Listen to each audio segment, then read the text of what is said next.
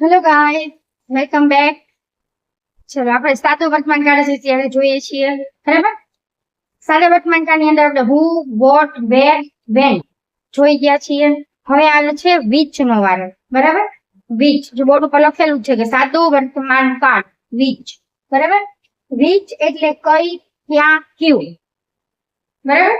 એના અર્થમાં આપણે કહેવાનું છે. માની લો કે આપણે કોઈ એમ કહીએ કે my brother play tabla, my brother play tabla, plays તબલા.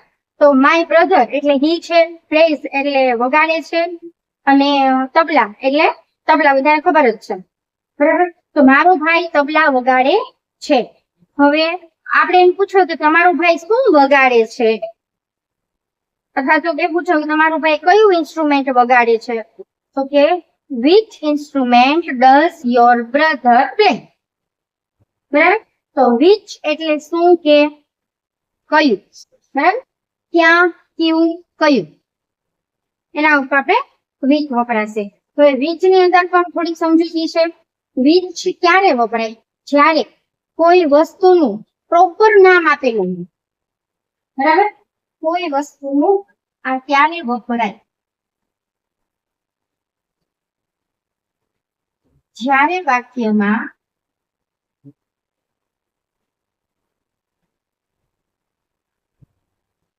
કોઈ વસ્તુ કે કોઈ વસ્તુનું પ્રોપર નામ આપેલું હોય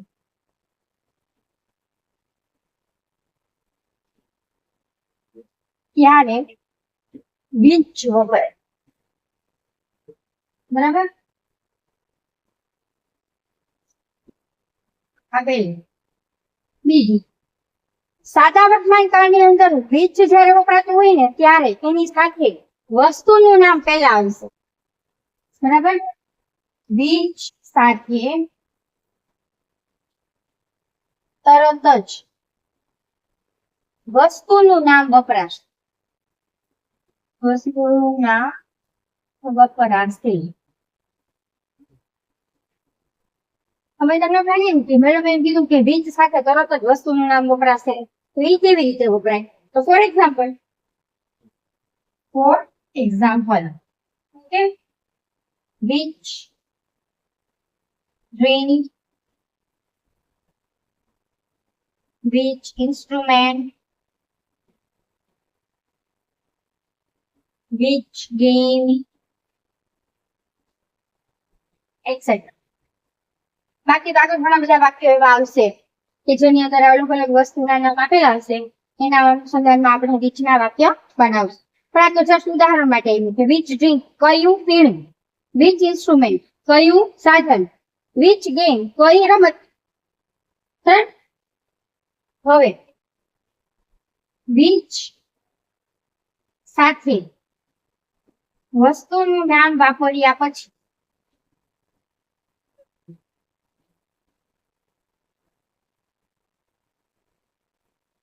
કર્તાને અનુરૂપ કાળ પ્રમાણેનું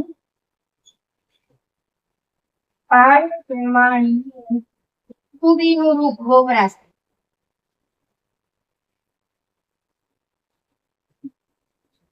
બરાબર. હવે to be નું રૂપ વપરાય કાળ પ્રમાણે, કર્તાને અનુરૂપ કાળ પ્રમાણેનું to be નું રૂપ. કાળ તો આપણને ખબર જ છે કે સિમ્પલ પ્રેઝન્ટ ટેન્સ આપણે અત્યારે વાપરીએ જ છીએ. તો કર્તાને અનુરૂપ એટલે શું? I, you, we અને they. તો do, he, she અને it તો does, બરાબર. આપણે what, where, when એમાં જોઈ ગયા હતા, અને which ની અંદર પણ આ જ વસ્તુ લાગુ પડશે. હવે આ વાપર્યા પછી આપણને ખબર જ છે કે which વાળા વાક્યમાં પણ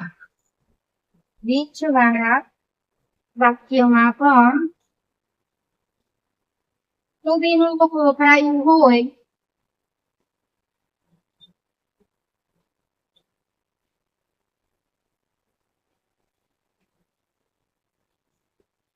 ક્રિયાપદનું મૂળ રૂપ જ આવશે,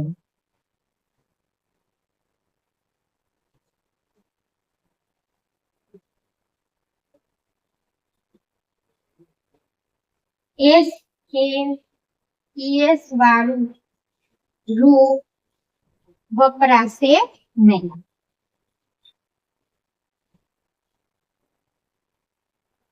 બરાબર, આ આપણે છે રીચની સમજૂતી. હવે આને વધારે સારી રીતે સમજવા માટે આપણે વાક્ય જોઈશું. વાક્ય જોશું એટલે ઓટોમેટિક તમને ખબર પડી જશે કે રીચ વાળા વાક્ય કેટલા ઈઝી છે. બરાબર, એમાં થોડોક ફેરફાર છે. વાક્ય રચના આપણે જે જોઈશું એમાં થોડોક ફેરફાર છે, પણ એ ફેરફાર શું છે એ હું તમને એની સાથે કમ્પેર કરાવીશ. અત્યારે તમે સ્ક્રીનશોટ પાડી શકો છો.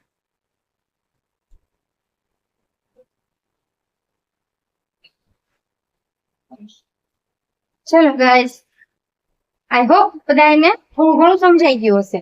અને જે નથી સમજાણું એ આપણે આ ઉદાહરણ દ્વારા સમજી લઈશું, જે આપણે દર વખતે કરીએ છીએ. ઓકે, તો જો મેં વાક્ય લખ્યું છે, માય બ્રધર પ્લેઝ તબલા. મેં તમને આ વાક્ય પહેલા પણ કીધું હતું, મગજમાં એ વાક્ય પહેર્યું હતું, એટલે આ વાક્ય જ આપણે કન્ટિન્યુ કરીએ છીએ. બરાબર, એ સિવાયના બધા સી વી ઈન વાળા વાક્ય આપણે કરીશું હવે બધા મુજબ, પણ આ એક ઉદાહરણ માટે કરી લઈએ. હવે એનું ગુજરાતી શું થાય? જો માય બ્રધર પ્લેઝ તબલા, તો માય બ્રધર એટલે મારો ભાઈ, પ્લેઝ એટલે વગાડે છે. શું? કે તબલા. હવે આવું વાક્ય સાંભળવાથી મારો ભાઈ વગાડે છે તબલા, મારો ભાઈ તબલા વગાડે છે, તો એનું મૂળ વાક્ય શું થશે? મારો ભાઈ તબલા વગાડે છે. ઓકે, તમે ગુજરાતી કરો છો, મારો ભાઈ તબલા વગાડે છે, માય બ્રધર પ્લેઝ તબલા. બરાબર, હવે એમ થાય કે આમાં વીચ વાળું કઈ રીતે બનશે? તો એનો પ્રશ્ન શું આપણે બનાવીએ કે મારો ભાઈ શું વગાડે છે. બરાબર, હવે આમાં વોટ થી પણ બનશે અને વીચ થી પણ બનશે. બરાબર, હવે આપણે આ તો વોટ વાળું વાક્ય થયું. હવે આપણે વીચ વાળું જોવું છે, તો વીચ વાળું વાક્ય આપણે કઈ રીતે બનાવશું? તો કે મારો ભાઈ કયું સાધન વગાડે છે. આપણે બધાને ખબર છે કે તબલા છે, ગિટાર છે, હાર્મોનિયમ છે, એ બધું મ્યુઝિકલ ઇન્સ્ટ્રુમેન્ટ છે. બરાબર, તો આની અંદર હું મ્યુઝિકલ ઇન્સ્ટ્રુમેન્ટ ની જ વાત કરી છે, તો શું કહેવાય? મારો ભાઈ કયું સાધન વગાડે છે? સાધન એટલે ઇન્સ્ટ્રુમેન્ટ. ઓકે, એક નવો વર્ડ તમારા માટે જોયું કે સાધન એટલે ઇન્સ્ટ્રુમેન્ટ. હવે આનો આપણે વીચ વાળું વાક્ય આરામથી બનાવી શકીશું. તો શું આવે? પેલા વીચ વાળું તો આપણે કરવાનું છે, પ્લસ જો વાક્ય રચના ઉપર લખેલી છે વીચ પ્લસ વસ્તુનું નામ. તો વસ્તુનું નામ એટલે શું થાય? Witch instrument.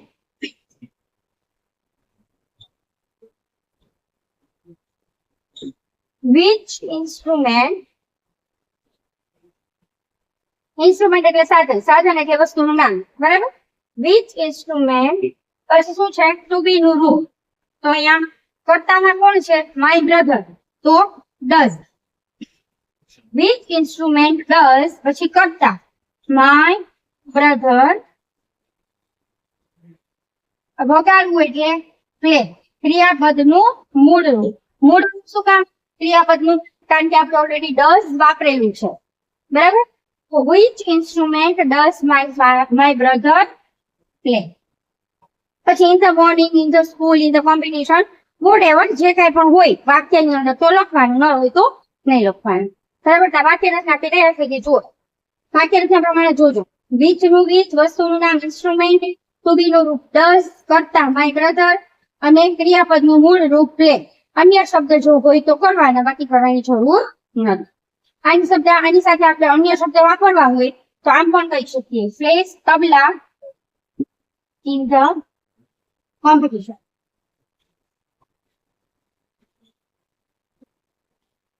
કોમ્પિટિશન. ઓકે, તો આની અંદર આપણે અન્ય શબ્દ ઉમેરવો હોય તો ઇન ધ કોમ્પિટિશન ઉમેરીશું.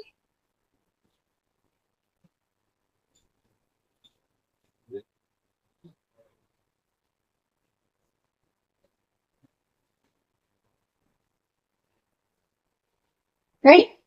સમજાઈ ગયું? Which instrument does my brother play in the competition? બરાબર. હવે આને જો એક બીજું વાક્ય ઉદાહરણ દ્વારા આપણે પણ સમજી લઈએ.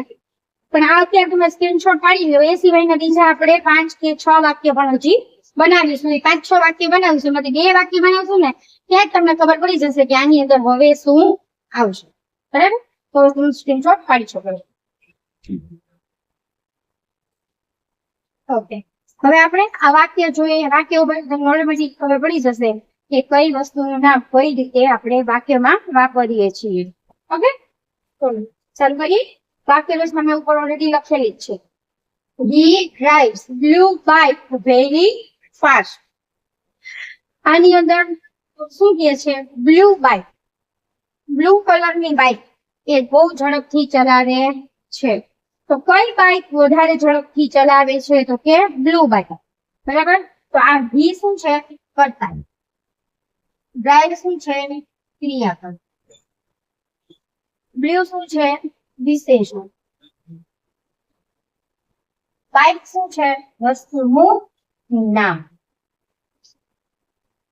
Very fast. તો આ ફાસ્ટ શું છે? આ વેરી ફાસ્ટ એ છે અન્ય શબ્દ. આપણું સમજાઈ ગયું. હવે એને આપણે ઉપરની વાક્ય રચના પ્રમાણે રાબેતા મુજબ ગોઠવી દઈએ. આમાં થોડો ફરક શું છે કે which પછી આપણે what, where અને when જોયું. એની અંદર તરત જ when, which, where સાથે આપણે to be નું રૂપ આવતું હતું પહેલા જ. બરાબર.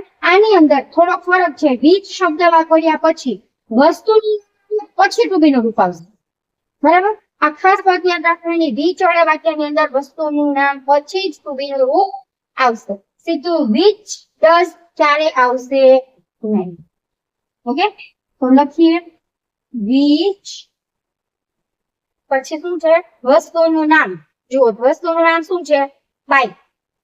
which બાઇક to be નું રૂપ તો does. which bike does કરતા. he drive very fast.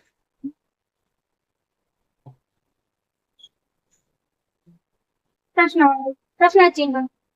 which plus વસ્તુનું નામ પ્લસ to be નું રૂપ પ્લસ કર્તા પ્લસ ક્રિયાપદનું મૂળ રૂપ પ્લસ અન્ય શબ્દ પ્લસ પ્રશ્નાર્થ ચિહ્ન.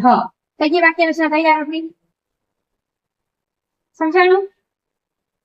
કે કઈ બાઇક ઝડપથી ચલાવે છે? તો કે બ્લુ બાઇક.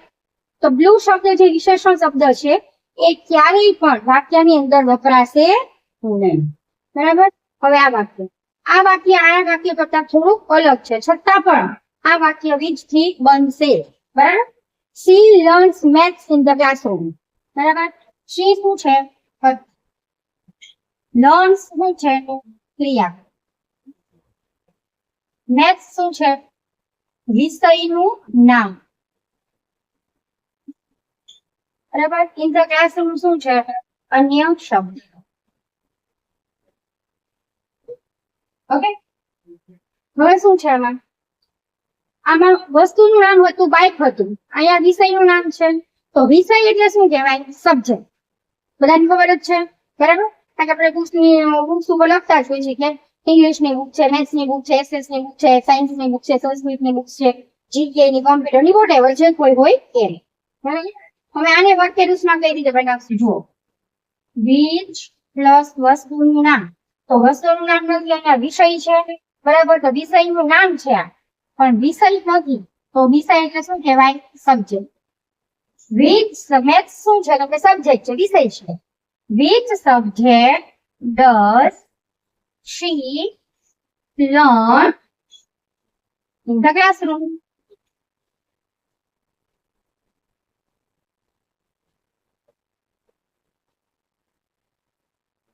બરાબર. which પછી મેથ્સ શું છે? સબ્જેક્ટ છે, એટલે વસ્તુનું નામ આવી ગયું. which પ્લસ વસ્તુનું નામ કે વિષયનું નામ પ્લસ to be નું રૂપ પ્લસ કર્તા પ્લસ ક્રિયાપદનું મૂળ રૂપ પ્લસ અન્ય શબ્દ પ્લસ પ્રશ્નાર્થ ચિહ્ન. થઈ ગયું વાક્ય તૈયાર. સમજાઈ ગયું? હવે બધા આઈ હોપ કે બધાને હવે લગભગ સમજાઈ ગયું હશે. હવે જો parrot likes green chilli very much. બરાબર. પેરોટ એટલે આમ કરતા છે. લાઇક્સ એ શું છે? ક્રિયાપદ. ગ્રીન શું છે? વિશેષણ. શું છે? વિશેષણ. કલર ના નામ વિશેષણ ની અંદર આવશે. સાઇઝ છે, કલર છે, બધી વસ્તુ વિશેષણ કહેવાય. ચીલી શું છે? વસ્તુનું નામ. ને વેરી મચ શું છે? અન્ય શબ્દ. રેડી? વાક્ય ગોઠવી નાખીએ આપણે. જુઓ, પેરોડ લખવું હોય તો તમે પેરોડ પણ લખી શકો, અને એનું કર્તાનું સર્વનામનું રૂપ લખવું હોય તો એ પણ તમે લખી શકો. તો અહીંયા આપણે ઈટ થી ચાલુ કરીએ. બરાબર? આને કહેવાય ઈટ. ઓકે. હવે વીચ વાળું છે તો આપણે વીચ તો પેલા લખશું જ. વીચ. હવે શું છે? ચીલી. Witch chilli. વસ્તુનું નામ આવી ગયું. ટુ બી નું રૂપ. પેરોડ ઈટ છે. ઈટ હોય તો શું આવશે? Does. Which chili does parrot like very much?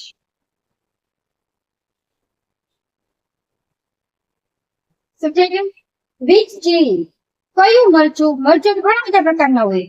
લાલ હોય, લીલું હોય, પીળું પણ મરચું અત્યારે બજારમાં આવે છે. બરાબર? તો મરચા તો ઘણા બધા હોય. કયા મરચું એને વધારે પસંદ છે કે ભાવે છે? તો કે ગ્રીન. તો ગ્રીન જે વિશેષણ છે એ વિશેષણ માટે આપણે વિચ શબ્દનો ઉપયોગ કર્યો છે, એટલે એ આવશે નહીં. બરાબર? એટલે which chilli does parrot like very much. Right? હવે I like to read detective story. બધા એમ ખબર છે કે સ્ટોરી ઘણા બધા પ્રકારની આવતી હોય. લવ સ્ટોરી આવે, ડિટેક્ટિવ સ્ટોરી આવે, ધાર્મિક વાર્તાઓ આવે, બાળ વાર્તાઓ આવે, એ બધી સ્ટોરીઝ કહેવાય. બરાબર? તો ડિટેક્ટિવ એટલે જાસૂસી કથા. શું કહેવાય? ડિટેક્ટિવ એટલે જાસૂસી. ઓકે? આ તો જસ્ટ મેં તમારી ઇન્ફોર્મેશન માટે લખ્યું છે, બાકી તમે ન લખો તો બી ચાલે. હવે આઈ શું છે? લાઈક શું છે? ક્રિયા. ટુ રીડ શું છે? બોલો, ટુ રીડ શું છે? એ પણ ક્રિયાપદ જ છે. બરાબર? ડિટેક્ટિવ એટલે જાસૂસી, સ્ટોરી એટલે વાત. હવે આપણે કહીએ મને કઈ વાર્તા વાંચવી ગમે છે, તો કઈ એટલે ડિટેક્ટિવ. બરાબર? તો શું આવશે આના વાક્ય? વિચ. હવે સ્ટોરી પાછળ આપેલું છે, તો વિચ સ્ટોરી ડઝ ડુ આઈ છે એટલે ડુ આવશે. Which story do I like to read with. Which story do I like to read? મને કઈ સ્ટોરી વાંચવી ગમે છે. સમજાઈ ગયું? તો આઈ હોપ કે તમને વિચ પછી કયો શબ્દ આવે છે, આના માટે બહુ ઇમ્પોર્ટન્ટ વસ્તુ છે વિચના મેટરની અંદર, વિચના વાક્યની અંદર. તો તમને સમજાઈ ગયું હશે કે વિચ પછી વસ્તુનું નામ અથવા વિશેષણ આવે છે. બરાબર? વિશેષણ ના હોય વસ્તુનું નામ આવશે, ને સાથે વિશેષણ આપેલું હોય તો વિશેષણ આવે.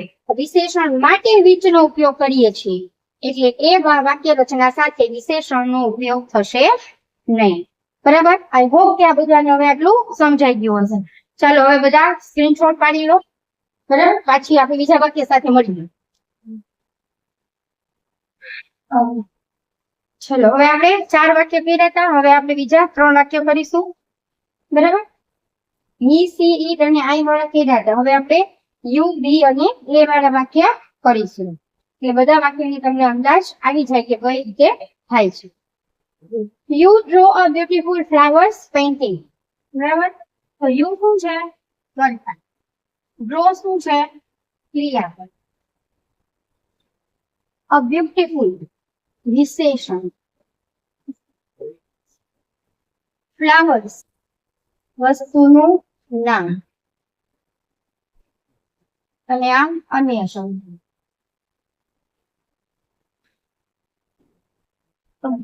હવે આનું વાક્ય કઈ રીતે બનાવશું આપણે? ઉપર વાક્ય રચના ઓલરેડી લખેલી જ છે. બરાબર? એને તો કઈ છેડછાડ કરી નથી. Which વસ્તુનું નામ એટલે પેઇન્ટિંગ. વિચ પેઇન્ટિંગ ફ્લાવર શું છે? ડ્રો કે ડ્રો કર્યું છે. શું કર્યું? તો કે પેઇન્ટિંગ. બરાબર. પેઇન્ટિંગમાં શું ડ્રો કરેલું છે એને? તો કે બ્યુટીફુલ ફ્લાવર્સ. બરાબર. Which painting do you draw? That's all. Which painting do you draw? Okay, you draw beautiful flowers painting. બરાબર. તમે સુંદર મજાના ફૂલોનું પેઇન્ટિંગ દોર્યું છે. બરાબર. તો which painting એટલે શું, કયું પેઇન્ટિંગ દોર્યું છે? તો બ્યુટીફુલ ફ્લાવર્સ નું. તો બ્યુટીફુલ ફ્લાવર્સ જે છે, હા, એ વીચ વાળા વાક્ય રચનાની અંદર આવશે નહીં, કારણ કે એને અનુલક્ષીને જ પ્રશ્ન પૂછેલો છે. બરાબર. અને એનું શું કામ વપરાણું? તો કે કર્તામાં યુ વપરાણું છે કે છે. બરાબર. We play basketball daily. We શું છે? કર્તા. પ્લે શું છે? ક્રિયાપદ. બાસ્કેટબોલ શું છે? રમતનું નામ. રમતનું નામ. અને ડેઇલી શું છે? દરરોજ. એને શું કહેવાય? અન્ય શબ્દમાં આપણે સમાવેશ કરશું. ઓકે. હવે શું છે? વિચ. મતલબ આનું હતું ને કે અમે દરરોજ બાસ્કેટબોલ નામની રમત રમીએ છીએ. આનો અર્થ એવો થાય. હવે પ્રશ્ન પૂછો તો શું પૂછે? તમે કઈ રમત દરરોજ રમો છો? કઈ રમત? કઈ એટલે વિચ, રમત એટલે ગેમ. બરાબર. તો વિચ ગેમ. બાસ્કેટબોલ શું છે? રમતનું નામ છે. રમત એટલે game. Which game do we play daily? પ્રશ્નાર્થ થઈ ગયું. વિચ પ્લસ વસ્તુનું નામ પ્લસ ટુબીનું રૂપ પ્લસ કર્તા પ્લસ ક્રિયાપદનું મૂળ રૂપ પ્લસ અન્ય શબ્દ પ્લસ પ્રશ્નાર્થ ચિહ્ન. થઈ ગયું? સમજાઈ ગયું? બાસ્કેટબોલ શું છે? બાસ્કેટબોલ છે, ક્રિકેટ છે, વોલીબોલ છે, હોકી છે, કોઈ પણ નામ આપી શકે. તમને કોઈ પણ નામ આપી શકે. તો આપણે ગેમ વિચ વાળું બનાવતી વખતે ગેમ શબ્દનો ઉપયોગ કરવાનો. શું કામ ગેમ? તો કે આ બધી રમતનું નામ છે માટે. બરાબર. They speak in English with us. હવે જુઓ, આની અંદર આ ઇંગ્લિશ શું છે? તો કે ભાષાનું નામ છે. ભાષાનું નામ. તો ભાષા એટલે શું થાય? ભાષા એટલે લેંગ્વેજ. LANGUAGE. લેંગ્વેજ. ભાષા એટલે લેંગ્વેજ. રાઈટ? હવે આપણને આવડી જાય કે તેઓ અમારી સાથે અંગ્રેજીમાં વાત કરે છે. જે એટલે સ્પીક એટલે બોલે છે. ઇન ઇંગ્લિશ એટલે ભાષાનું નામ છે. વિથ અસ એ સહાયક પદો છે, પણ આપણે એને અન્ય શબ્દની અંદર લઈશું. ઓકે. હવે એને કેવી રીતે વાક્ય રચનામાં આપણે ગોઠવીશું કે તેઓ અમારી સાથે કઈ ભાષામાં બોલે છે? કઈ ભાષા? કઈ એટલે વિચ અને ભાષા એટલે language. Right? Which language which language do they speak with us? ભાષા લેંગ્વેજ તમને સમજાઈ ગયું હશે. વાક્ય આગળ જાય છે એટલે અહીંયાથી ભૂસીને અહીંયા આપણે પ્રશ્નાર્થ ચિહ્ન કરીશું. Which language do they speak with us? તેઓ અમારી સાથે કઈ ભાષામાં વાત કરે છે?